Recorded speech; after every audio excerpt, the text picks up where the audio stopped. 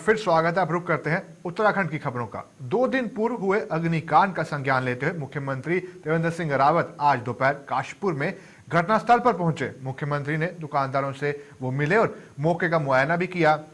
इस दौरान सीएम ने कहा कि दुकानदारों को मुआवजा देने के लिए जिला अधिकारी को अतिशीघ्र आदेशित करेंगे। जिला अधिकारी द्वारा अग्निकांड में हुए नुकसान का आकलन कर पीड़ितों को मुआवजा भी दिया जाएगा।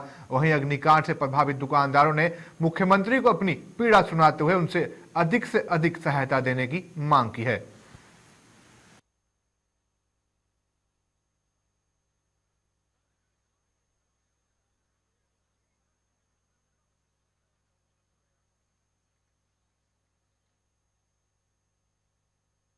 बहुत छोटे कारोबारी हैं बेचारे, जो दिन भर कमा के और रात को अपना परिवार का लालन पालन करते होंगे। तो इसके मैं जिलाधिकारी को अभी तुरंत निर्देशित कर रहा हूं कि वो इसका आकलन करके और सरकार को भेजें। इनके लिए हम जल्दी से जल्दी जो आर्थिक सहयोग या राहत इनको देनी है, हम बहुत जल्दी से जल्दी उनको देंगे। काशीपुर में मुख्य बाजार में भीषण अग्निकांड के बाद आज मुख्यमंत्री त्रिवेंद्र सिंह रावत ने पुरानी सब्जी मंडी पहुंचने से पहले कांग्रेस महानगर अध्यक्ष संदीप सहगल के नेतृत्व में स्थानीय कांग्रेस कार्यकर्ताओं ने काली पट्टी बांधकर मुख्यमंत्री के खिलाफ जमकर नारेबाजी की, जिन्हें पुलिस व प्रशासन ने मुख्यमंत्री के विरोध की आशंका के चलते कोतवाली गेट पर गिरफ्तार कर लिया।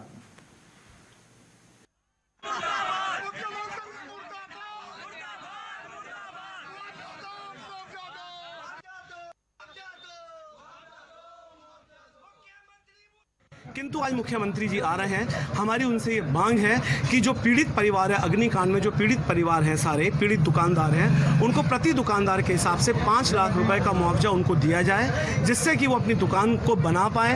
जो दुकान के अंदर सामान रखा हुआ था पूरा का पूरा खत्म हो चुका था, उस सामान को पुनः स्थापित कर पाए और अपने परिवार को पाल पाए। केंद्र सरकार द्वारा पारित किसान बिलों के खिलाफ पूर्व विधायक नारायण पाल ने कांग्रेस कार्यकर्ताओं के साथ नगर के मुख्य चौराहे पर भीख मांगकर विरोध प्रदर्शन करते हुए केंद्र सरकार की कड़ी आलोचना की। इस दौरान उन्होंने केंद्र की भाजपा सरकार को किसान विरोधी सरकार बताया। पूर्व विधायक ने कहा कि केंद्र ने किसानों को कमजोर करने व पूंजीपतियों को मजबूत करने के लिए ये अध्यादेश पारित किया है। उनका आरोप था कि मोदी सरकार ने किसानों को बर्बाद करके मजदूर बना दिया है व केंद्र की नीतियों से किसान कमजोर हो रहे हैं।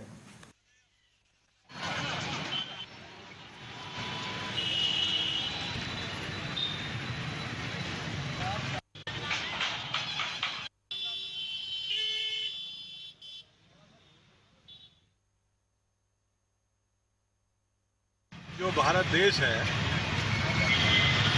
ये किसान जो है अन्नदाता है, इसमें तो कोई शक है ही नहीं। इन्होंने किसानों को कमज़ोर करने के लिए और पूंजीपतियों को फ़ायदा पहुंचाने के लिए एक राज्यसभा और एक लोकसभा में बिल पास कराया अनुचित तरीके से। जो इस देश के जो कई पार्लियामेंट क्षेत्रों के जो सांसद थे, जब राष्ट्रपति जी से मिलने गए तो पुलिस ने बिल्कुल अनुचित तरीके से उन्हें रोका। पूरे देश में इस वक्त उबाल है क्योंकि किसान अन्नदाता है और हम पुरजोर विरोध कर रहे हैं। पूरे हिंदुस्तान का हर किसान विरोध कर रहा है।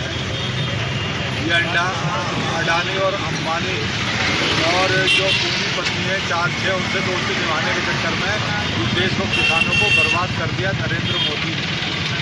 किसान को मजदूर बना दिया। तो इसलिए आज हम लोग बैठे हैं भीख का कटोरा लेके, और भीख का कटोरा लेके बैठे हैं यहाँ, क्योंकि जो बीजेपी की नीति है वो नीति ऐसी है कि दिन पर दिन किसानों का जो आर्थिक रूप से जो कमजोरी आ रही है, उससे अगर किसान ही नहीं समझ पाएगा और भारत का जवान ही नहीं समझ पाएगा तो ये देश भी नहीं समझ पाएगा। जनपद टहरी गढ़वाल के 54वें जिलाधिकारी के रूप में IAS ईवा आशीष श्रीवास्तव ने अपना कार्यभार ग्रहण कर लिया। इस अवसर पर उन्हें गार्ड ऑफ ऑनर भी दिया गया। इससे पूर्व ईवा जनपद अल्मोड़ा में भी बतौर जिला अधिकारी रही हैं।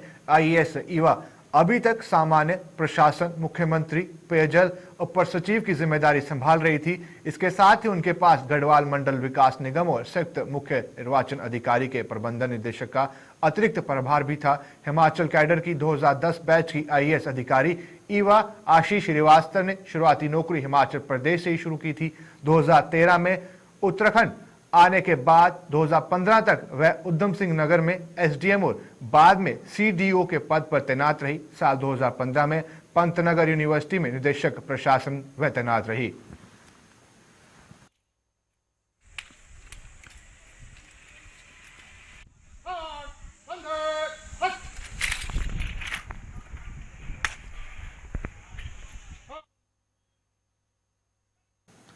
उत्तर प्रदेश के हाथरस में युवती के साथ हुई दरिंदगी व हैवानियत के बाद मौत की घटना पर आम आदमी पार्टी ने विकास नगर शहर में कैंडल मार्च निकालकर यहां पर न्याय के लिए प्रदर्शन किया। इस अवसर पर आम आदमी पार्टी के कार्यकर्ताओं ने जमकर नारेबाजी भी की। इस दौरान आम आदमी पार्टी ने घटना की कड़ी निंदा करते हुए दोषियों को फांसी देने की मांग की। आम आदमी पार्टी ने कहा कि इस घटना ने पूरे देश को झकझोर कर रख दिया है। पार्टी नेताओं ने कहा कि इस घटना को लेकर यूपी पुलिस व भाजपा सरकार सवालों के घेरे में आ गए हैं।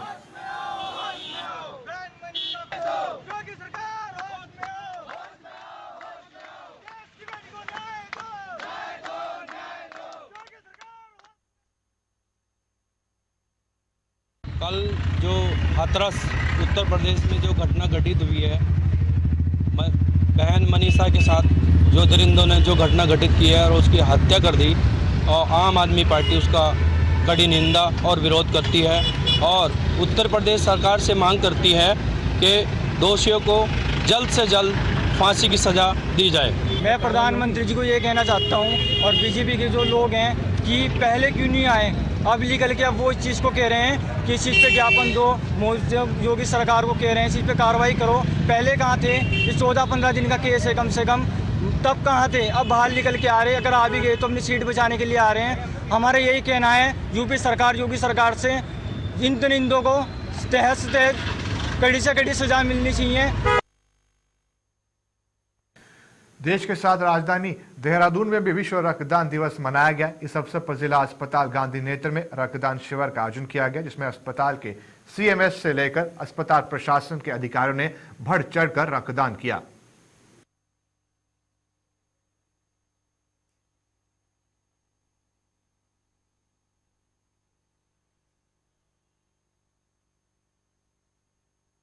रक्तदान दिवस है और बहुत ही पुण्य का दिवस है आज।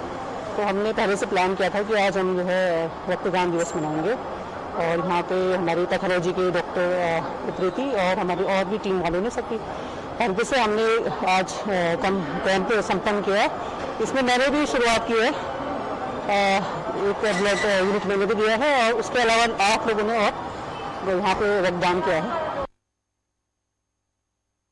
उत्तराखंड में 15 अक्टूबर से स्कूल खोले जा सकते हैं। इसको लेकर शिक्षा मंत्री अरविंद पांडे ने कहा कि लॉकडाउन के बाद से स्कूल बंद है, जिसकी वजह से स्कूली छात्रों की पढ़ाई का खासा नुकसान भी हुआ है। शिक्षा मंत्री ने भी कहा कि कई बार अभिभावक स्कूल खोलने को कह भी चुके हैं, लेकिन सरकार जल्दबाजी में कोई फैसला नहीं लेना चाहती है। यही वजह है कि अभी तक स्कूल खोले नहीं गए हैं। हालांकि अब स्कूल खोलने को लेकर सरकार पहल करने जा रही है। इसके लिए मुख्य सचिव को निर्देश दे दिए गए हैं कि प्रदेश के सभी जिला अधिकारियों से ये बात करें और 1 सप्ताह के अंदर रिपोर्ट मांगे कि प्रदेश के हालात कैसे हैं और क्या स्कूल खोले जा सकते हैं या नहीं। के पश्चात प्रदेश अपने हालात को देखते हुए, कोविड-19 की समस्या को देखते हुए स्कूलों को खोल सकते हैं। हमने आज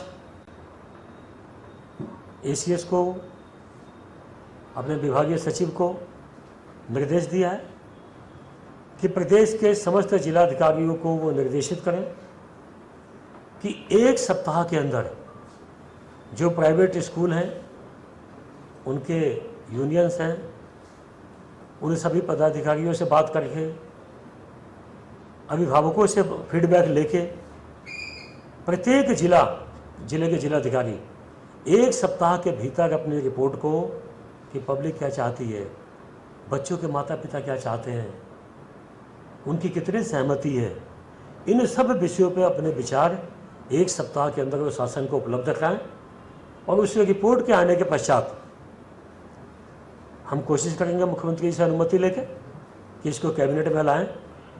उसके पश्चात ही हम यह प्रयास होगा कि विद्यालयों को खोलने के भी हम 3 फेज बनाएंगे। फर्स्ट फेज में कक्षा 9 से लेकर 12 तक, सेकंड में कक्षा 6 से लेकर 8 तक, और थर्ड फेज में कक्षा 1 से लेकर UKG LKG से लेकर कक्षा 5वीं तक। ऐसा प्रयास होगा। दिवस होता है, लेकिन कोविड-19 की समस्या को देखते हुए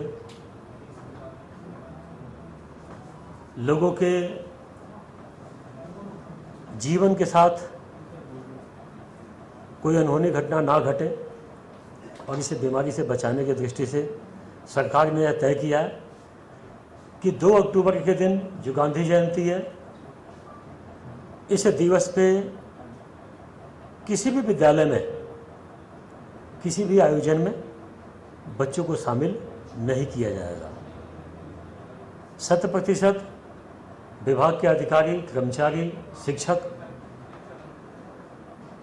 इनके लिए निर्देश है कि यह 2 अक्टूबर के जो दिवस है, गांधी जयंती है, उसको आप लोग मनाएंगे भारत सरकार के दिशा निर्देशों का पालन करते हुए। देश और प्रदेश में अनलॉक की शुरुआत हो चुकी है। ऐसे में अब हवाई, रेलवे, बस सेवाओं सहित आर्थिक गतिविधियां धीरे धीरे पटरी पर लौटने लगी है। बात करें उत्तराखंड की, तो पर्यटन उत्तराखंड प्रदेश की आय का मुख्य स्रोत है, लेकिन कोरोना काल के चलते इस बार उत्तराखंड के पर्यटन पर काफी प्रभाव पड़ा है। इसी के चलते उत्तराखंड सरकार ने 4 धाम यात्रा पर आने वाले श्रद्धालुओं को रियायतें दी है। वहीं डीजीपी अनिल रतूड़ी ने कहा कि कोरोना प्रकोप के चलते लॉकडाउन से प्रदेश की आर्थिक स्थिति पर काफी प्रभाव पड़ा है। अब अनलॉक से आवागमन फिर से सामान्य की ओर बढ़ रहा है। इसी को देखते हुए अब एक बार फिर से 4 धाम यात्रा सुचारू हो गई है। साथ ही उन्होंने कहा कि गाइडलाइन का पालन करना होगा और सतर्कता बरतनी यहाँ पर अनिवार्य रहेगी। लॉकडाउन की वजह से बहुत सारे बिजनेस, खासतौर से जो ऐसे लोग हैं जो दिनचर्या में रोज अपना काम करते हैं और रोटी कमाते हैं, उनको भी काफ़ी कठिनाइयाँ हुई हैं। लेकिन वो देश के सामने जो चुनौती थी, प्रदेश के सामने जो चुनौती थी, उसको देखते हुए आवश्यक था। अब अनलॉक की स्थिति में हम जब धीरे धीरे आके आज ऐसी स्थिति है कि अब हवाई जहाज, रेल, बसें इत्यादि आवागमन फिर से सामान्य की तरफ जा रहा है और फिर से हर व्यक्ति अपनी जो रोजी रोटी है उसको ईमानदारी, मेहनत से कमाने की स्थिति में आए। उसी के दृष्टिगत उत्तराखंड में भी अनलॉक की स्थिति है। और जैसा आप जानते हैं, उत्तराखंड एक टूरिस्ट प्रधान स्टेट है। यहाँ हमारे यहाँ चारों धाम की यात्रा, अन्य प्रकार के टूरिज्म, जिससे यहाँ के लोगों की रोजी रोटी और यहाँ के जो आर्थिकी है वो उस पर आधारित है। अब हम लोगों ने एक ऐसी व्यवस्था बनाई है कि जो गाइडलाइंस दी गई हैं उसका पालन भी हो, जानकारी रहे, सतर्कता बरती जाए। चारों धाम की यात्रा फिर से अपने अट्रैक्शन पर है। बाहर से लोग आ रहे हैं, दर्शन हो रहे हैं और साथ साथ कोविड का भी ध्यान रखा जा रहा है। खाद्य सुरक्षा विभाग त्योहार के सीजन को देखते हुए चौकन्ना हो गया है। त्योहारों के सीजन को लेकर खाद्य सुरक्षा विभाग राजधानी देहरादून में लगातार छापेमारी भी कर रहे हैं। खाद्य सुरक्षा मानक प्राधिकरण ने मिठाई बनाने वालों को विशेष निर्देश दिए हैं। खाद्य सुरक्षा मानक प्राधिकरण ने मिठाइयों के निर्माण की तारीख और मिठाई के प्रयोग की तारीख लिखित के तौर पे निर्देश यहाँ पर बताया कि आपको लिखना होगा। अभिहित अधिकारी जीसी कंडवाल ने कहा कि उपभोक्ताओं की लगातार शिकायत के बाद ये फैसला लिया गया है। मानक प्राधिकरण द्वारा जो जितने भी मिठाई व्यवसायी हैं, उनके यहाँ जो मिठाइयाँ निर्मित की जाती हैं, उनकी निर्माण की तिथि के बारे में एक एडवाइजरी जारी की गई थी और उस एडवाइजरी में कहा गया है कि जितने भी इस तरह के मिठाई निर्माता हैं वो अपने यहाँ जो है, जो डिस्प्ले काउंटर है, वहाँ पे किसी भी मिठाई के निर्माण की तिथि लिखेंगे और साथ में जो है उसका बेस्ट बिफोर और यूज बाय डेट, ये 2 चीज़ें वहाँ पे उल्लेखित करना होगा। और इससे फ़ायदा क्या होगा कि जो आम उपभोक्ता हैं, जब वो मिठाई लेने जाते हैं तो उनको ये चीज़ बिल्कुल अपनी नज़रों के सामने रहेगी कि ये मिठाई कब की निर्मित है और इसे कब तक कंज्यूम किया जा सकता है। और अगर त्योहारी सीजन है, उसको देखते हुए भी जो है ये कदम उठाया गया है ताकि जो है त्योहारों के टाइम पे जो मिठाइयों की गुणवत्ता को लेकर के उपभोक्ताओं के स्तर से जो शिकायतें प्राप्त होती हैं, उन शिकायतों का निस्तारण भी टाइमली से किया